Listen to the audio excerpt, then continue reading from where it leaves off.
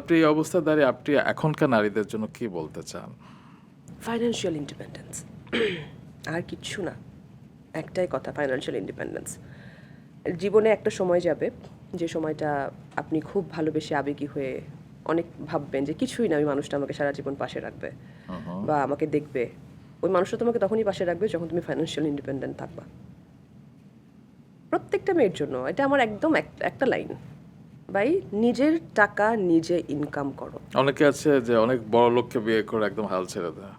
এবং বড়লোককে বিয়ে করেছে, সে কষ্ট করে হয়তো অনার্স মাস্টার্স শেষ করেছে, ভালো True. স্টুডেন্ট, ভালো করেছে, কিন্তু সে হাল ছেড়ে দিল। এবং শুধু ফাইন্যান্সিয়াল ইন্ডিপেন্ডেন্সের সাথে আরেকটা কথা আমি অ্যাড করতে চাই, যদি তুমি সুস্থ থাকো তাহলে তুমি নিজেকে সুন্দর রাখো। এইটা খুব ইম্পর্টেন্ট, কারণ একটা মেয়ের কনফিডেন্স কিন্তু এটা বাড়ায়। অবশ্যই। আপনার অ্যাকাউন্ট আপনার কনফিডেন্স হাই করবে, আর আপনার সৌন্দর্য আপনার কনফিডেন্স হাই করবে। আপনি যেমনই হন, আপনার মতো করে আপনি সুন্দর। আমি আমার মতো সুন্দর, আপনি আপনার মতো সুন্দর, আরেকজন আরেকজনের মতো সুন্দর। নিজেকে সুন্দর করে গুছিয়ে রাখা